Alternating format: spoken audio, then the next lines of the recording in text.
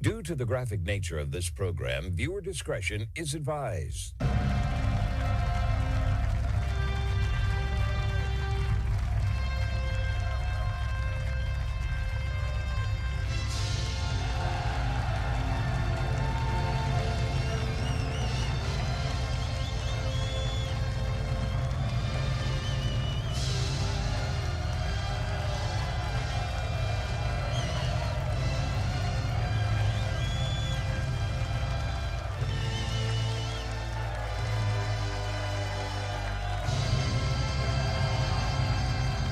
Welcome to the Marco Jure Show, everybody. It is Monday, November 3rd, 2025. Thanks for tuning in today's show to hear all the relevant groundbreaking news here in America and around the world, the only show where the facts are facts and hard truths thrive.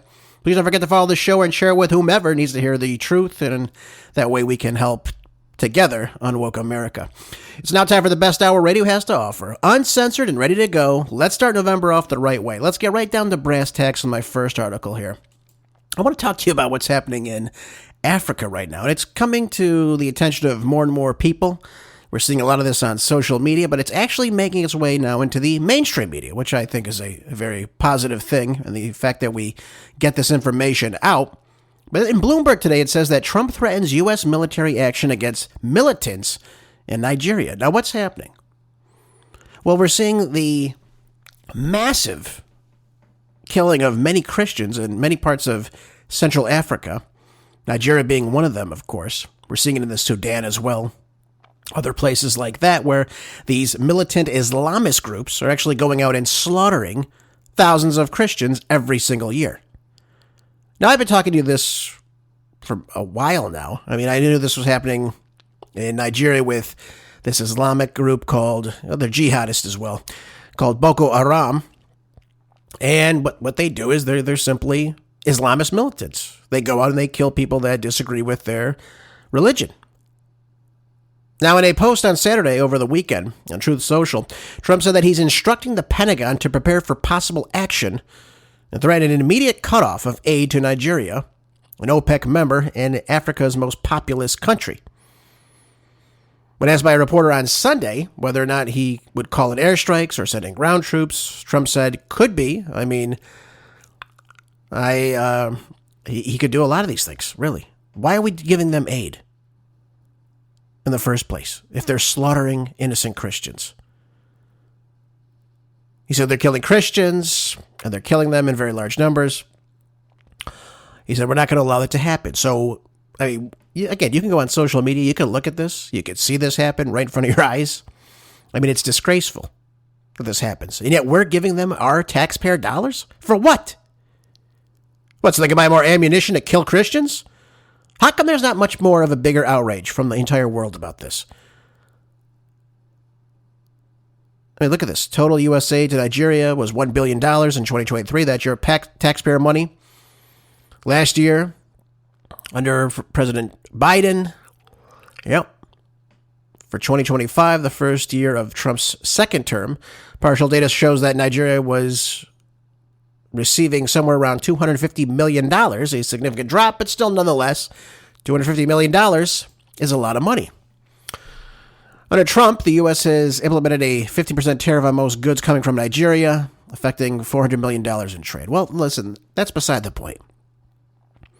The main point is here that you have somewhere around, 52,000 Christians being slaughtered for no reason other than the fact that they are Christians. Let's get down to brass tacks here.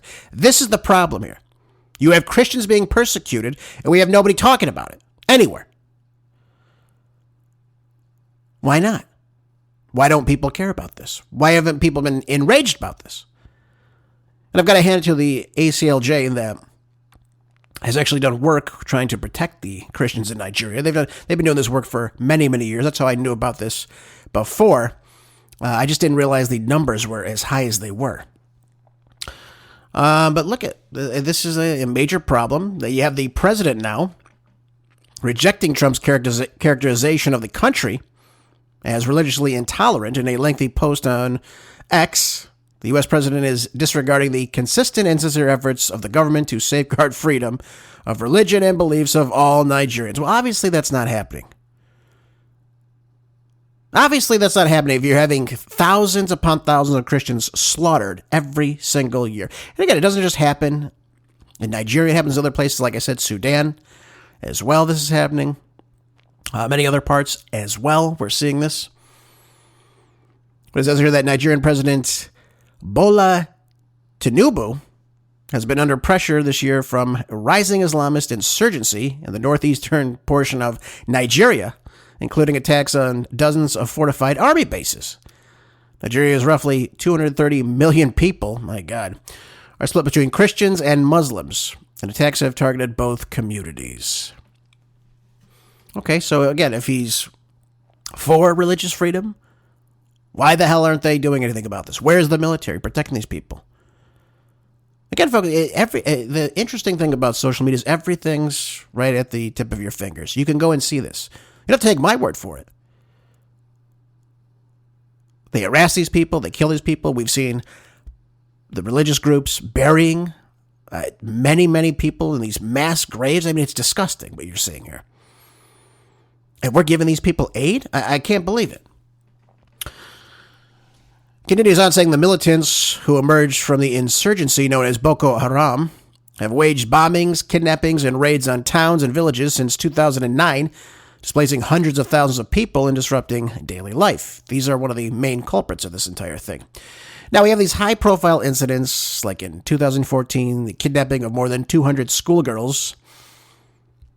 And again, they draw international attention to this humanitarian crisis about this insurgency. But what's actually being done about it? I mean, this extremist group has also used women and girls as suicide bombers, obviously, which heightens the climate of fear in this nation and these communities as well. And I got to give it to the religious leaders in this group. They're standing up to this as best they can. But I mean, what are you going to do when you have people that are an armed militia coming after you trying to kill you? I mean, it's just the reality of the situation. They have really no self-defense for themselves. You have a government that's not really aiding and helping them out. And again, you have this terror organization going around killing you because of your religion. So, in April, Tinubu said that 40 people were killed when a Muslim gunman attacked a Christian farming community. Oh, jeez. I mean, it's we take it for granted sometimes in this country, don't we? I can go to Sunday Mass. You don't have to go to Sunday Mass. Somebody could be Jewish. Somebody could be Hindu. Somebody could be Muslim. And we all coexist in this country. We have the freedom of religion's country. Now, yes, we see incidents in religious communities. It's not unspoken of here or unheard of.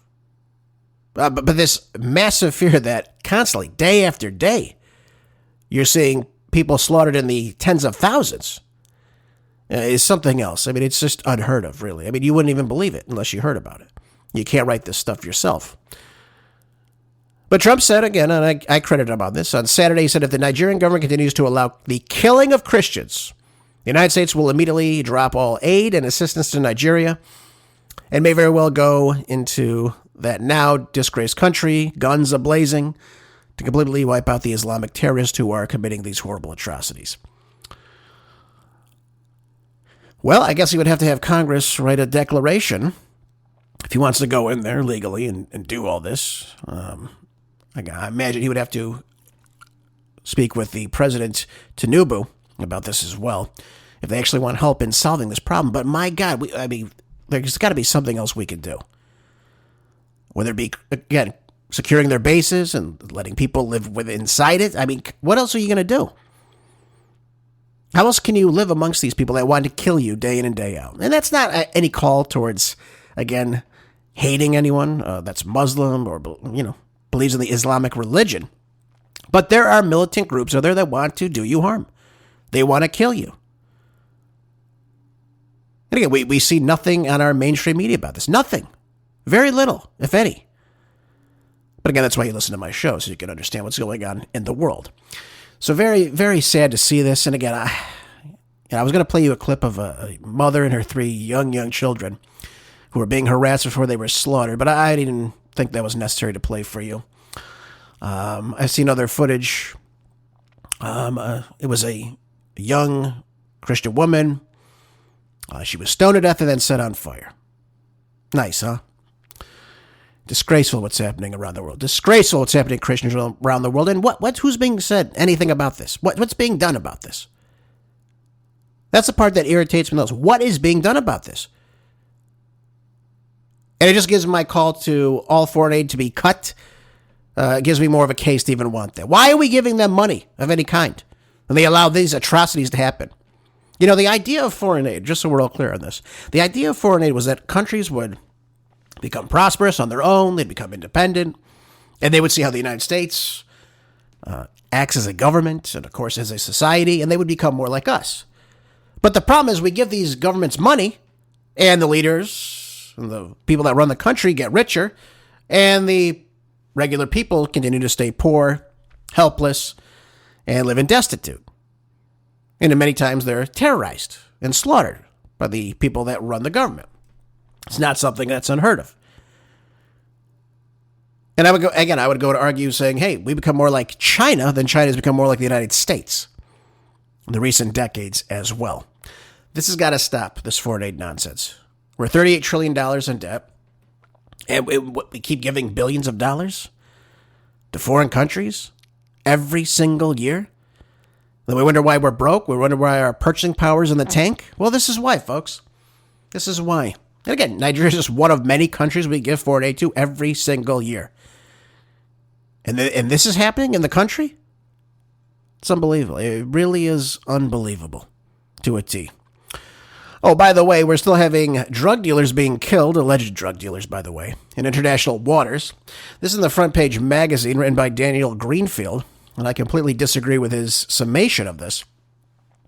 But his title says that killing drug dealers in international waters is actually legal. I said, okay, this will be interesting, because I've been doing extensive research on this. And he says that the outrage, President Trump and Secretary of Consistent War Pete Hegseth, pursuant of drug dealers operating in international waters, has met with outrage and furious mumblings about international law from the usual suspects. Well, I guess I'm one of the usual suspects then. I guess I'm one of them. I don't know. He thinks everyone's a leftist that cares about international law? Far from it. We all, as constitutional conservatives, should care about this as well. He says, last week in my article, Andrew Jackson's precedent for Trump's strikes on drug traffickers, I demonstrated that there was plenty of precedent in American history for taking out pirates and other enemies classified as pirates, including slavers back in the 19th century, in international waters. And contrary to what America's last libertarians argue, did not need a declaration of war. Well, let's stop for a second. Let's think about this. He's comparing pirates capturing American ships and obviously taking the people as slaves. By the way, that's what was happening. Thomas Jefferson did the exact same thing as well. And he's comparing that to us simply blowing up a boat that we see coming from a certain country from the Caribbean in the Atlantic Ocean. That's about 1,500 miles away. So let's put this in real context here. We don't know who's on these boats. Again, I'll just tell it to you how it is. We don't know who's on these boats. We don't know if there's drugs on the boats. We don't know if they're fishing boats. We don't know if the boats can make it to the United States or anywhere else. We have no idea. That's the biggest problem about this. And the idea that we could just declare a boat is a drug boat coming to the United States and blow it up and kill everybody on the boat doesn't seem like it follows international law. Quite the opposite. So, he goes on to say, but pursuing and taking out drug dealers is legal under international law for much of the same reasons. As usual, this goes back to the legal concept of piracy. Okay. Again, how do we even know who these people are? That's the part that's mind-boggling. Under admiralty law and later the law of the sea, which was codified in international law, pirates were considered enemies of mankind, much like Islamic terrorists today, or slavers back then, and thus could be pursued, fired on, or killed at will by anybody. Okay. Again, where's the context here? Does this seem so? Okay. Well, let's flip the script here. Let's say a ship is leaving Miami and it's, headed south, I don't know, towards the Virgin Islands. Maybe someone's going on vacation or what have you. And Venezuela deems it so that this is a drug boat coming to Venezuela, and they blow it up and kill everybody on it. Let's say there's 15 people on it, and they say, well, it's a drug boat coming from Miami, lots of cocaine, cocainum and all this other nonsense, and they blow up the boat. They say, well, hey, we're legally justified. Well, it's fine. We're trying to protect our country. Hey, piracy. Look at that. It doesn't hold up. And for a couple reasons. Number one, I read to you from the great Judge Andrew Napolitano's piece a couple weeks ago. And the problem that Trump runs into, Hegseth runs into, and of course, whomever this writer is runs into, is the operative language of the Fifth Amendment in our Constitution. What does it say? Well, I'll read it to you. It says that no person shall be deprived of life, liberty, or property without due process. Now, let me emphasize here that it says no person, not no citizen, right? Meaning anyone that lives in the sovereignty of the United States or the jurisdiction thereof. It says no person. So, given that, we can't act on that. So the Trump administration, as it's now again claiming it can kill whomever it designates as a unlawful enemy combatant, a narco-terrorist is what they've been using. The due process it provides is the intelligence gathered by the American spies. And again, we have them all over the place. We have the CIA in Venezuela right now trying to attempt a coup.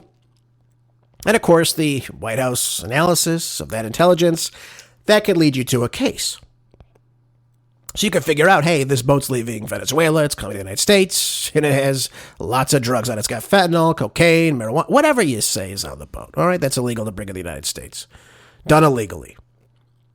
Well, again, this secret analysis, the government's argument as it goes, would then allow you to have some sort of case here.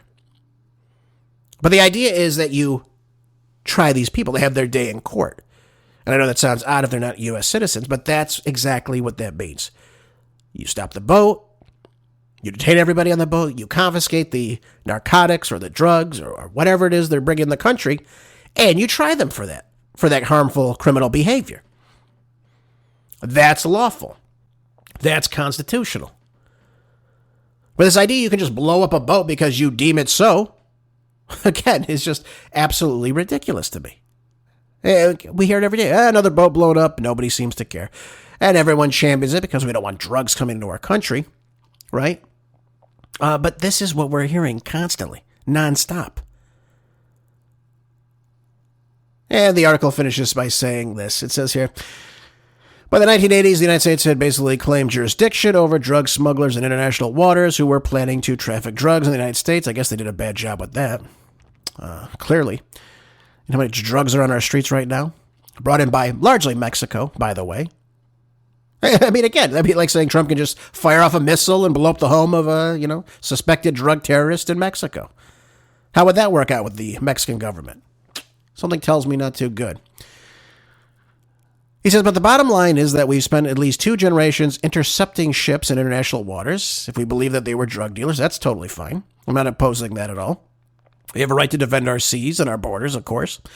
And we threaten those ships with the use of armed forces if they did not comply. That's fine. If they fire on you, that's something totally different. That's a totally different situation than what we're talking about in the earlier part of this article. And then he finishes by saying this line. He says, we're just extending those same protocols more directly and beyond our more proximate waters against enemies of humanity. Interesting. So again, a drug dealer runs into a house. You say that person's a, narco-terrorist, and you blow the house up. So what? I mean, that's really what they're saying here. Did anyone think that would be legal under the court of law? Of course it wouldn't be. Of course it wouldn't be. Again, this is why we arrest people, we detain people, we gather evidence, and we charge them in a court of law. Innocent until proven guilty, folks. Again, it goes for drug terrorists as well. I have no other way to say it to you. That's the way it works. But look at this. We have this example here in the Judge's article as well. Again, brilliantly written. I encourage everyone to go to the Washington Times and read it. But he says that the Well, he says last week, this would be sometime in mid-October. He said last week the Department of Defense, which I call now the Department of Continual War, announced its dismay that one of these 7 attacks on speedboats that probably have no way to even reach the United States, by the way, in the Caribbean, it failed to kill all the passengers. 2 of the survivors were, quote-unquote, rescued and arrested by the United States Navy. Okay. So surely the administration didn't expect this legal quagmire. An arrest could be based on probable cause of crime. So that would be the drugs on the boat that have been now allegedly destroyed. So what probable cause do the United States Navy now have to arrest these survivors after it destroyed their boat? And, of course, any evidence on it. Now, the government isn't going to say, so how are they going to hold these people? What legal rationale did the administration even employ when deciding on what to do with the survivors? Again, they won't say. So if they were these narco-terrorists, as we're calling them, why did the Navy then set them free? That's the question I had. Yeah, the same thing happened in the Eastern Pacific off the coast of Mexico. They blew up a boat. I believe there was 1 survivor, and the United States didn't go after the survivor, but the Mexican government came and rescued him. So if the guy is a drug trafficker into the United States, wouldn't it make sense if we detained that person, gathered the information, and then tried him, and then got even more information on their, what their operation is, or what they're doing, or how they're doing it? Wouldn't that make more sense? Except now we're letting him go.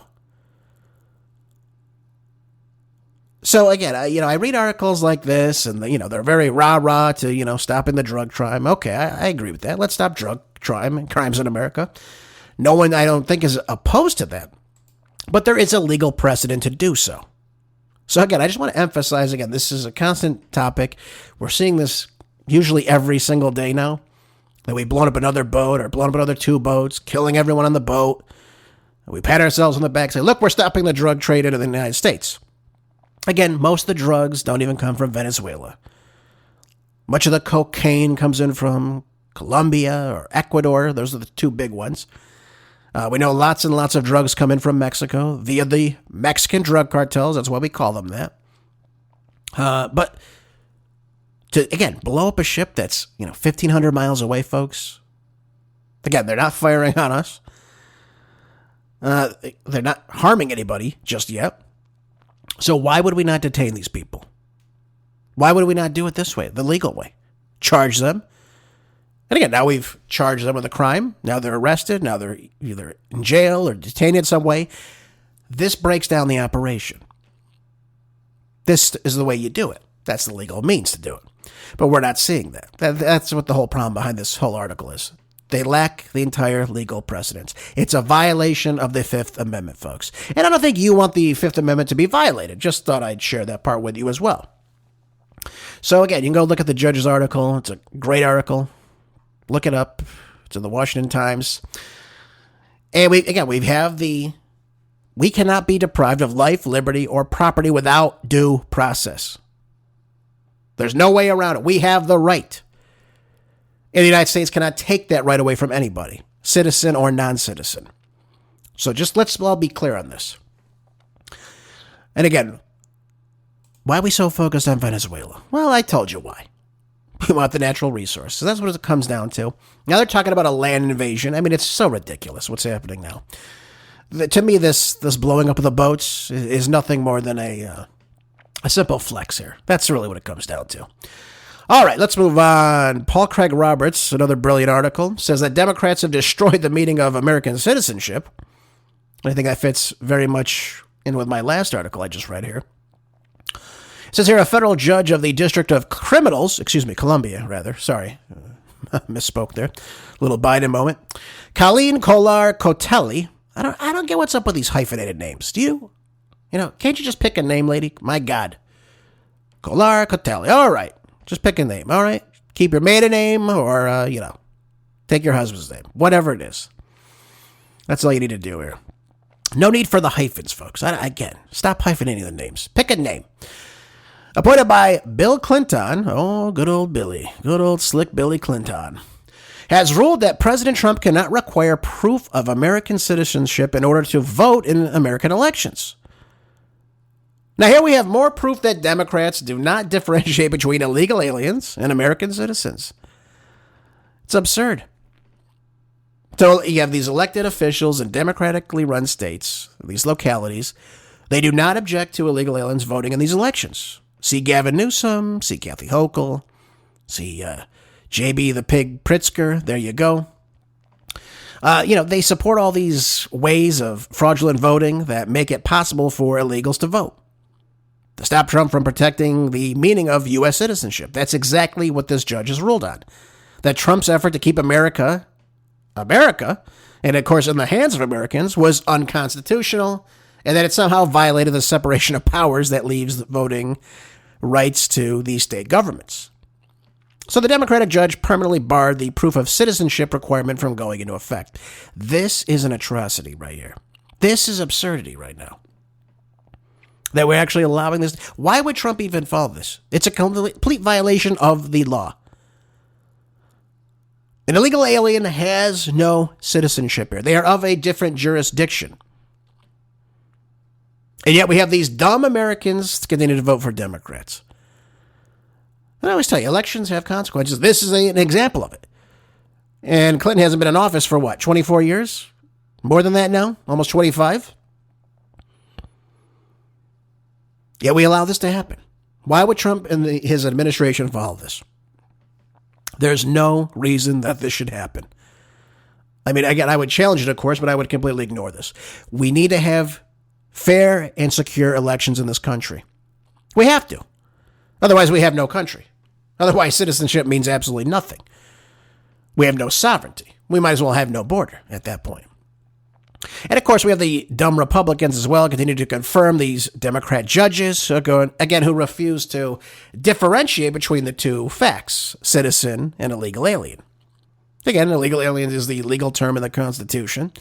So again, these Democrat states go to these drastic lengths to equate illegals with citizens. You see Gavin Newsom do it all the time. Again, most of these Democrats do it. You see what's happening in Chicago, again, with Pritzker, with Brandon Johnson, the lackey mayor there. By the way, 23 people shot this weekend in Chicago, 2 murdered. Oh, no biggie, right? No, everything's safe there. Oh, yeah. Again, you have Oregon's sanctuary laws. You got California, too, sanctuary state. You have sanctuary cities in the sanctuary state, which, again, makes no sense. And, of course, what makes less sense, I should say, is the idea that they're all violating their oath of office. They're ignoring federal immigration laws by not cooperating with ICE that are allowing people to come in the country illegally. They aid and abet it.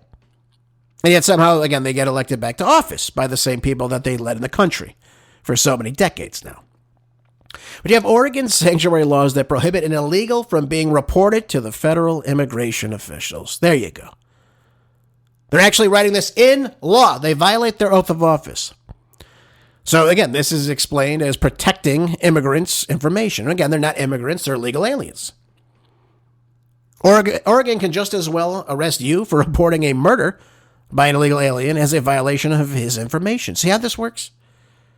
They are coddling the illegal aliens. It's absurd to me. It is absolutely absurd that we live in this time. It really is. If you ask AI if illegals can be police officers in California, AI, being dependent on the data pool, will reply no, on the basis that California law requires police officers to be legally authorized to work in the U.S. But AI doesn't tell you that Democrats have given some illegals work permits now. Look at the truck drivers now that we're seeing.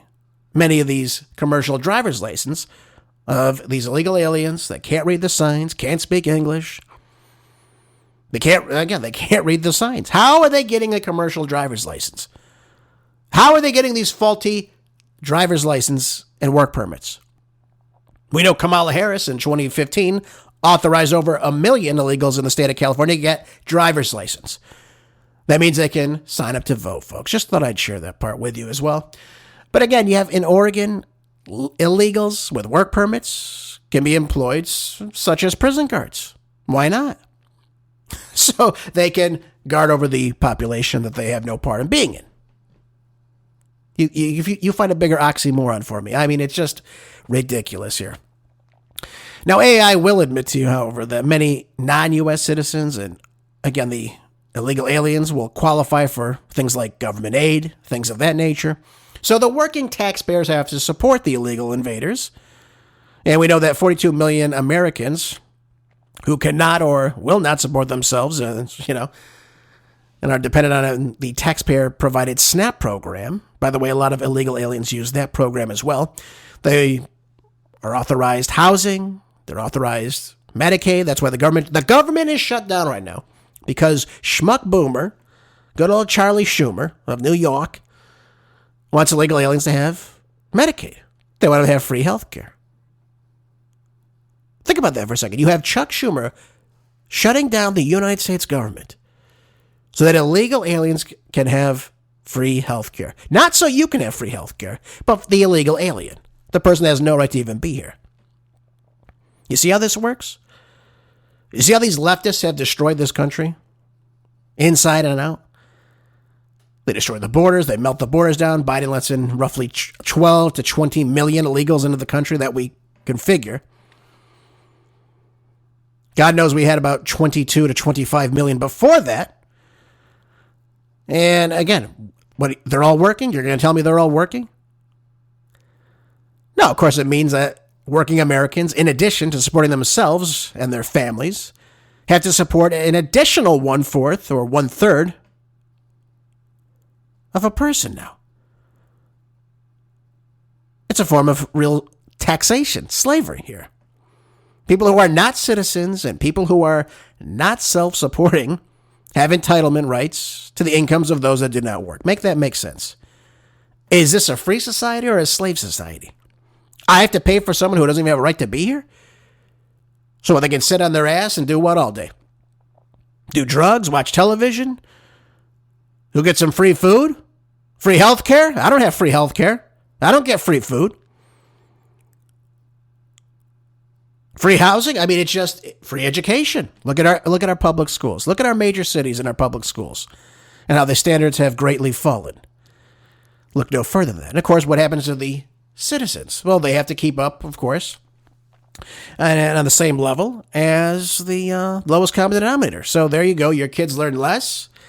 And of course, they get free lunch at school, the illegal aliens, of course. Why not? It's a big, big scam. And then you wonder why food costs so much. Well, because you have 42 million Americans that we think, and again, we know there's some illegal aliens in that mix as well. I've seen the graphs on that are getting something for nothing. So what do you think? The producers? What do you think? The farmers? They just give that amount of food for free? Someone's got to pay for it, folks. Just like healthcare. Why do you think your healthcare premiums have gone up? Because you have illegal aliens going to receive free healthcare. Anytime they go to the emergency room, they can't be turned away. So if they got a scratch on the arm, if they have a hangnail when they go into the emergency room, they've got to get care for it. And they don't have to pay for it. They get to leave, whatever. Doesn't matter to them. Who has to pay for that visit? Someone's got to pay for the visit. Well, the next dunce that comes in, the American taxpayer, right? The American citizen has to come in. They can pay for it, so they have to make up for that difference. That's why it costs so much. That's why the premiums have skyrocketed since the Affordable Care Act, especially. You have the government involved in that. So again, it's not an overstatement to say that the Democrats have effectively destroyed the meaning of American citizenship. And again, a democracy, which again, I call it a republic. He calls it a democracy here. But a democracy that cannot and will not protect the meaning of citizenship is dysfunctional and awaits rescue by an autocrat. Well, I think he's right about that. Look what's happening in New York City right now. We got the foreign-born Zoran Mamdani coming in hot. Looks like he might win. Certainly looks like it's possible he might win. And he's offering everything under the sun. Free this, free bus, free grocery stores, no police. He'll protect the illegal aliens. He'll fight the Trump administration. What else? Free child care. Oh, he's going to get rid of the charter schools, though. And, of course, the accelerated programs for children in public schools as early as kindergarten. He's going to get rid of that. Everyone's got to stay, at the same level. So, if your kid's gifted, he's going to get rid of that program. So your kid can learn nothing in the public school classroom. That's totally fine. Everyone's at the same level now. Right, that's real communism, isn't it, folks? There's no merit there at all. And again, you're just seeing the tip of the iceberg with this Mamdani right now. Yep. That's the world we live in, folks. This is the world we live in. By the way, speaking about elections, this isn't just the news. And I wanted to go over this just briefly with you. It says here that the Trump DOJ now has been intervening in a long-simmering election integrity dispute over the 2020 election in Georgia now. So what's happening now in Georgia? Well, the request to give Fulton County, which is where Atlanta is, and it was sent last week by Assistant Attorney General of Civil Rights Harmeet Dillon, whose division oversees election laws, after the state elections board had tried unsuccessfully for months to get certain historical election records from the county. So, what's happening here? We have the Secretary of State, Brad Raffensperger. His office documented the widespread irregularities with voting procedures and counting in Fulton County during the 2020 election. Governor Brian Kemp even ordered vote counts to be investigated after alleged errors were then found. Remember the whole big thing with Trump? He said, I need to find 11,000 votes. And of course, they made a whole big thing. Oh, that means he's trying to steal 11,000 votes. That's not what he was actually saying. He didn't say, I need to cheat and get 11,000 votes. He said, there's got to be 11,000 votes somewhere. That's what he was saying. And we saw how that whole case with Fonnie Willis blew right up. But now the Guardian reported that to justify its request, the Justice Department cited a provision of the Civil Rights Act that requires election officials to retain election records and, of course, give the attorneys general the right to request them. Now, the law requires records to be retained for 22 months after a federal election, a period that has long elapsed since the 2020 election. Now, Raffensperger concluded that none of the problems were serious enough to overturn the results. Again, I don't know how he knows that, unless they've done a forensic audit. But now the GOP-led state elections board revived some of these questions from the 2020 voting year, last year, voting to subpoena these records. So they wanted to see for themselves. Now, the county did not comply, of course, and the state attorney general's office has not moved to enforce the subpoena. Again, that prompted the board to pass a resolution this summer asking the DOJ to assist, which prompted Harmeet Dillon's letter on Thursday. And again, they want transparency, and this is what Dillon has written. And absolutely right. We need to be in charge of our elections. So here's the problem. They're saying, well, you know what? It's not enough to, make a difference, this and that. I don't care. I really don't care. What they need to do is do a forensic audit of these electronic voting machines. You need to make sure that the count matches whom actually voted. And the only way you can do that is through a forensic audit of these voting machines. That's it. That's all you can do. So now, Dillon said that her goal was simply to ensure Georgia's latest county was complying with federal election laws, which God knows if it is or not, and again, to address any lingering questions about the 2020 vote count in that battleground state. So the Trump administration can request this. They could say, listen, we're going to do a forensic audit of your state. Here we go. We have every right to do this. And again, Trump can do this in every state. He should do it in California, which requires 0 voter ID. Oregon, 0 voter ID. And Washington, 0 voter ID. Illinois, same thing. New York, same thing. It's absurd. You have no idea who's voting in these elections. So, yeah, I'm Jimmy, whatever, from, this street. Oh, really? When's your birthday? Oh, here you go. Oh, that must be you, Jimmy. Go ahead. And again, there's no accountability. None. And again, I'll just point this out to you. I've said it to you before. I'll say it again. At 8:01 p.m. on Election Day last year, we're almost there. What was it, November 7th, 6th? I forget what day it was. 8:01 p.m. I'm looking at the results coming in, right? 8:01 p.m. California has gone for Kamala Harris. U.S. Senator Adam Schiff winning their races. Big old check mark on the screen. I was watching Fox News, I believe. And I look at it, I say, okay, 0% is reporting. Yet somehow they know who won the presidency in the 58 counties in California, with 0% of the precincts reporting. They know exactly who won the U.S. Senate race. Yet everything else is being counted. So they didn't know who the congressional leaders' winners were, of course. Didn't know if any of the propositions passed, but they knew exactly who won the presidency and in the U.S. Senate. Isn't that interesting? And they turned out to be right. My God, the government was right for once in California. Again, folks, if you don't think that these elections are ripe with fraud, I don't know what to tell you. I really don't know what to tell you. They can tell you anything they want. It doesn't even matter. But there should be paper ballots. Everyone gets a paper ballot. You go into your precinct, your number, whatever the hell you are, doesn't matter what you are. And you cast your vote. You get a carbon copy of what you voted for, so you can see exactly what you voted for. You keep that with you. Okay? And should anything goes wrong, you could say, here's how I voted. I'm voter number 60. Here's how I voted at this precinct. And you should be able to go online and say, okay, how did voter number 60 vote? Boom, look at that. How does voter number 60 equate into everything? And again, they're not going to give your information out, but you know who you are. You're voter 60. And as long as everything's correct, that's good. That's how you were added up, and you could see how your votes tally across in the entire precinct. That's how it should work. I mean, they could tell you anything they want. 1,000 people voted here. How the hell am I supposed to know? Unless I was there watching the whole thing, counting it. We have no idea, folks. We have no idea who's voting in these elections. And again, we have these situations where we have Democrats now equating illegals that they can essentially get driver's license, which means, again, they can register to vote. And nothing's stopping them from doing that at all. And you even have states where they don't have to show an ID to vote. So how the hell do they know that that person's illegal or a citizen? They don't. Again, I'm not telling you not to vote. You should vote. But understand something. These Democrats don't give a damn about the rule of law, especially in elections. This is how they keep power.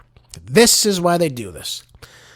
And this is why they don't want any oversight. They don't want any transparency in these. So again, I hope Harmeet Dillon will get after this, figure this out, and get to the bottom of this. See how many irregularities there were in this county, in the state of Georgia in 2020. And should they be successful, as I said to you before, forensic audit every state that has no voter ID laws. Why not? What do you have to lose? Maybe, again, starting to protect our elections? My God, we're the only nation in the world that doesn't require an ID to vote in every single state. It's absurdity. It really is. Which brings me to the next point of absurdity. Of course, it's Zoran Mamdani. Yeah, there he is. Oh, look at him. This is the New York Post. And it says that the Democratic nominee, and of course the proud socialist who's actually a communist, Zoran Mamdani, tried to downplay former President Barry from Chicago, his refusal to offer up an endorsement over the weekend.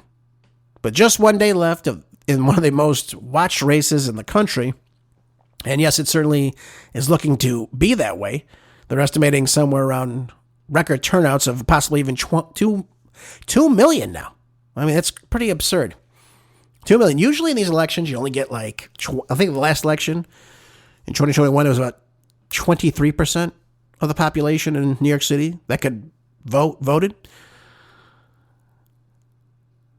You're going to get 2 million now. I think of the last one, there was about roughly 1 million that voted.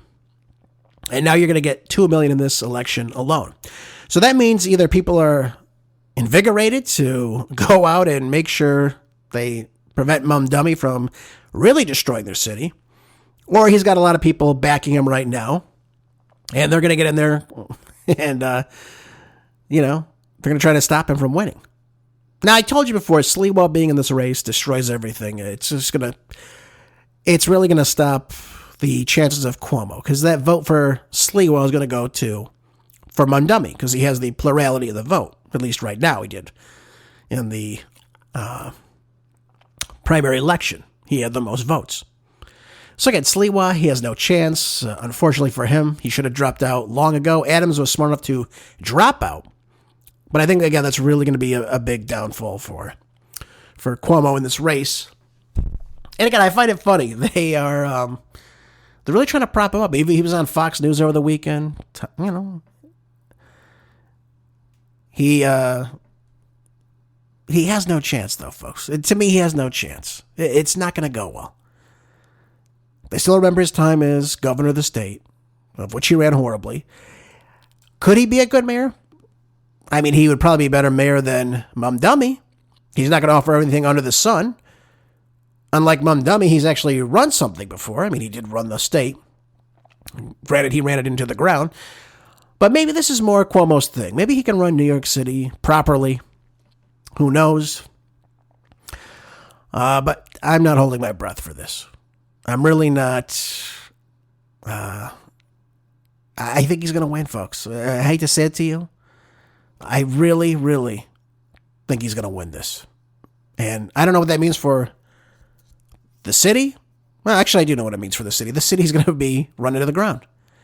You're going to have a mass exodus of people leaving the city. How do I know that? Well, they ran a poll recently. It says nearly 1 million New Yorkers ready to flee New York City if Mamdani becomes mayor, possibly igniting the largest exodus in history. Yep.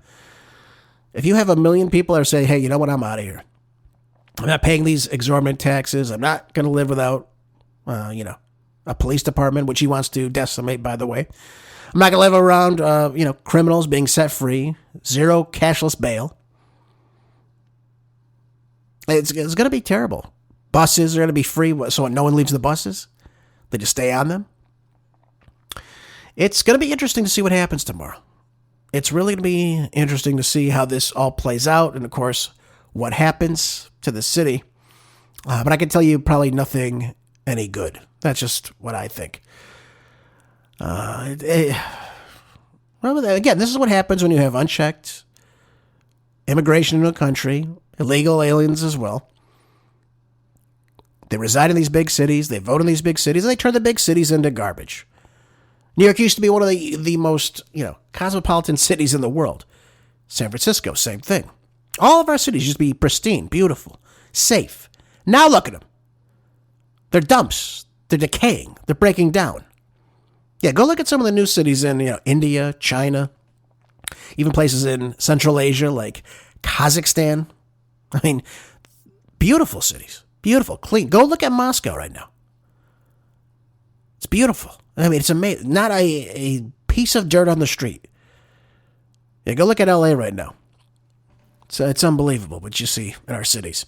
And the things that we have to put up with. Again, this is what happens. You import the third world, you get the third world. And you're about to get it pretty soon, New York City. And New York State, you're going to be left holding up your end of the bargain on this. Meaning you're going to have to pay probably higher taxes as well to start funding all this nonsense. Now, what do I mean by that? Well, what I mean by that is you're going to have a lot of people leaving. So where are they going to get this tax money from? They're going to have to get this cash flow from somewhere else. They're going to have to raise taxes on the middle class now. Again, it's the financial capital of the United States. If you have the most wealthiest people starting to leave the city, starting to leave the state, New York City has only one thing to do, folks. They're going to raise taxes on you. So expect that. It's going to happen. Yep. There you go. It's going to be interesting. So we'll keep an eye on that for tomorrow. But don't worry. Don't worry, folks. Kamala Harris says the Democratic Party has got so many stars. You don't believe me? We have so many stars in our party. There are so many stars. And let's not be afraid of them. You talk about Mamdani. I mean, he's exciting this group of people who otherwise don't think of themselves as being aligned or a part or even seen by the system. You just look at the range of what we have. So many. Jasmine Crockett, who I just talked to recently. I mean, we have so many stars. Oh my God. It's like we have a star here and a star there and a star everywhere. I mean, it just doesn't end. Mamdani's a star. What's he done his entire life other than nothing? Run for office. Was he a failed rapper? What has he done? What has he produced? What good or service has he produced that anyone here can point to? Nothing. Absolutely nothing. Yeah, he ran for office. He wasn't even president when he ran and elected. I think Cuomo said what? He was absent like 80% of the time. Something ridiculous. He missed 80% of the votes or something like that. So he wasn't even there to do it. Is it going to be an absentee mayor? Maybe that'll be New York City's best bet. Just have an absentee mayor. He just collects a paycheck. I don't know. Focus on his rap career. Who knows? Yeah, I said free buzz. We'll get to it sometime later. Maybe that's the plan. Well, he drives the city into the ground. Who knows? I can't believe it. Jasmine Crockett is a star? Star of what? Idiots? Yeah, that's what she is. She is a shining star of the idiots of the Democratic Party. Absolutely, yeah. She's not a bright one, though. Not a very bright star. I have to say, a little, dim there. Just my thoughts on that. All right, let's get to another shining star of the Democratic Party, as Kamala Harris would classify old Gavin Newsom, who was on Meet the Mess on Sunday on NBC, Nobody Cares Network. Newsom accused Trump of attempting to rig the 2026 midterm election. This is hilarious to me. This is absolutely funny to me, coming from a guy who is pushing a committee to be displaced, go defunct, and then usher in the Democratic majority to start writing the congressional seats in California to take seats away from the Republican representation in the state, which is roughly 40%. And he's talking about Trump rigging the midterms? Is this guy kidding me? This guy doesn't have a leg to stand on. Now, he went on to say, this is a historically unpopular president. Oh, yeah, go look at Joe Biden there, Gavin. Go look at Joe Biden if you think Donald Trump is unpopular. His policies are even more unpopular than the president himself. In every core category, he's underwater. And he's the guy who promised to make us wealthier and healthier. And we are poorer and sicker. By the way, Gavin, let's break this down. He promised to make us wealthier and healthier. Okay. 15.4% of Californians live in poverty. That's up, Gavin. Yeah, 5.5% of the state is unemployed. That's up since you've taken your role as the governor back in 2019. This is the same guy who had people locked down in their homes during COVID, and I know because I lived through it. Told you not to go to work. You know how many small businesses went out of business because of Gavin Newsom and these ridiculous orders that he implemented based in zero science? Then, well, he told everyone, stay home, don't go out, don't do anything of the such. He's dining at the French Laundry with the medical lobby to, work up all these plans for the citizens of California. Okay. Well, experiencing the exodus that he did, the people that remained in California, well, he made sure that every single teacher had to be vaccinated. And I know because I worked in the school system at the time, I said, hell no, I'm not doing that. Luckily, my school gave me a waiver for that, a medical waiver, which was, I did a religious waiver. Man, thank God for me it was accepted because otherwise I would have just quit because I was not going to take that shot. I wasn't going to do it. He used OSHA to, again, coerce businesses to inject people. City workers, same thing. Take a shot that has zero safety testing. This is what Gavin Newsom did. And you know how, I read it to you before. 5,000 people a week are dying as a result of this COVID shot. You take that as you will. So has Gavin Newsom made people healthier and richer or poorer and sicker or dying? This is the same moron that put, again, COVID positive people inside nursing homes. Same thing that Andrew Cuomo did, by the way, and so did Gretchen Whitmer. I think J.B. Pritzker did the same thing. And I think the governor of Pennsylvania did the same, and so did Phil Murphy of New Jersey. Just a bunch of geniuses, aren't they? Putting COVID positive people in nursing homes. I mean, what leg does this guy have to stand on? He's an idiot. He's a liar. Look at this. Across the board, people are starting to realize not only coffee is more expensive, beef is expensive. The cost of an automobile is more expensive. Utilities and all those. I can't believe he said utilities. He has the highest utilities rate in the nation. And you know this because I talked about this a couple of weeks ago on the show. Californians pay an exorbitant amount more in utilities, electricity bills, than in any other state. It's one of the highest in the nation. I think one other state beats California. Oh, because Gavin's done such a great job, building more electrical infrastructure, power plants. Oh, yeah. Drilled for more oil. Oh, sure, yes. Now he's trying to backtrack on that and issue more permits in the state because he's such a stupid putz. Look, I can't believe he said that. Utilities and all of the things he promised to solve day one, he hasn't solved. What have you solved, Gavin? What are your accomplishments? That's what I want to know. What does Gavin Newsom have to look at? It says, look what I've done. Aside from saying that California is the richest state in the nation, which is true. It's also one of the biggest, by the way. But that's starting to change. Look at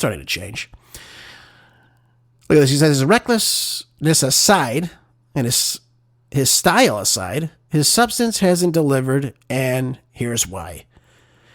That's why we're here. Prop 50 because you know he'll lose the midterms and he's trying to rig the election before one vote is cast. So here's a guy who's actually, again, getting the Democrats, not the Republicans, not the whole legislature. He just has the Democratic majority rewriting these districts in order to intentionally remove 5 Republican seats from the state. They only have 9 right now. He wants 4. And he's trying to do that in order to combat what the state of Texas is doing. So Gavin Newsom wants to, again, change the Constitution so he can have more power. And he's talking about Trump being a king. He's talking about Trump taking power. He's talking about Trump rigging the 2026 elections. This guy's an idiot. The biggest idiot I've ever heard of. By the way, just so we're clear on some of these things, just so we're understanding this. He says the price of coffee is up. Well, yeah, the price of coffee is up. Yeah, no one's denying that. But where was he when the Biden administration took the economy that Trump handed to them, which was fairly good, I'd have to say. The economy was back by the time Biden took office. Despite, again, Gavin closing the state of California down. Everything was back. The economy was back. It had recovered. The prices of everything soared under President Biden. Gavin backs everything that President Biden has done. He said Biden was a great president. He was successful. Really? Because he took gas prices in California from, I'll never forget this, it was $2.53, I think, when the day Biden took office. I'll never forget it because I knew gas prices were going to go up. It shot up to $7 in LA County. I couldn't even believe it. It was that absurd. $8 or $9 in some parts of the state, too. You've never seen anything like it before. And this jerk has to say something about what Trump's done. First of all, Trump inherited a bad economy from the Biden administration. He's correcting a lot of this. Let's just understand that. Now, he's doing some things I don't think that are helping that. But let's take beef. He says beef is up. Well, beef was up under Biden, too. They're genius. It says here that the average retail price of ground beef reached $6.32 per pound in September 2025. This is according to Bureau of Labor Statistics. That's higher than the previous years. But what he doesn't tell you is that because the U.S. herd of cattle is the smallest it's been in 70 years. And again, we can talk about the reasons for that. There's droughts on imports of livestock that come into the state, largely coming in from Mexico because of things like the screwworm. So we have a lower herd population. That's a problem. We also had 111 different food processing plants in the state go defunct because of Joe Biden. Now, I don't mean specifically Biden, but under his watch, you had 111, and I think a couple more too, actually, food processing plants in the nation just catch fire. And of course, none of them were rebuilt. So you have less people producing the food. You had a dairy farm, 18,000 head of cattle explode. You tell me how that's possible. What in a dairy farm can explode? I'm waiting. Give me some answers. I have no idea. So you have droughts in parts of the country. You have droughts in other countries, bringing in the livestock. Again, you have disease, like I said to you in Mexico, the screwworm. You have higher feed costs as a result of that. You have exportation disruptions. All these things now. Again, you have higher gas prices thanks to the Biden administration. And coffee's the same thing. You have weather disasters in Brazil, Vietnam, among other two of the world's largest coffee producers, causing, again, crop shortages. This sent the global price of coffee soaring. So it's not just unique to the United States, it's a global thing. These trends are, again, tied to the supply chain and, of course, the climate issues that have taken place. Not anything that Trump has done specifically. Now, again, you can argue the tariffs he's put on some of these South American nations, the coffee that's coming out of Colombia. I told you I'm not a fan of these tariffs because all tariff is a tax on you. But because the utility bills, okay, look at this. Utility bills have also climbed about 2.8% year over year, primarily due to higher natural gas costs and state level regulations. Look at California. That's why you pay the most in California. And again, it's just so funny because they have the highest energy rates in the country, and this schmuck is leading the way. Okay. Again, because he's aggressive on the renewable mandates, the bureaucratic inefficiency of Gavin Newsom. It's not the federal government, it's him. Car prices, another misleading talking point. Even the Bureau of Labor Statistics Consumer Price Index for new vehicles rose just 1.3% over the last year. And again, it was a fraction of the massive spikes under Biden in 2021 and 2022. Again, those earlier surges stem from these pandemic-era supply chain disruptions a lot, the chip shortages we had, issues that had taken root well before Trump returned to the White House in 2025. Where was Gavin on that? Anywhere? Was he anywhere to be seen on this? Well, of course not. You know, this guy is such a loser. I can't believe he's doing the things that he has done. And, we're going to talk about Gavin tomorrow, though, some more. Because we're going to talk a little bit more about this Prop 50 that's happening. And again, if you're in California, make sure you vote no on Prop 50. You shouldn't be voting yes for this. Make sure you vote no. I always tell you to vote in person, vote early if you can. That way you get the vote in. And encourage other people to vote too, folks. The only way you can stop this election fraud is if you get out and vote. You can't just sit home idly and expect something to change. You got to get proactive, get other people proactive, get them involved. That's the way it works. Folks, thanks for being here as always. I hope you enjoyed the show. Share with some friends, and I'll catch you tomorrow on the next Mark and Dre show. Until then, be good, stay busy, and God bless.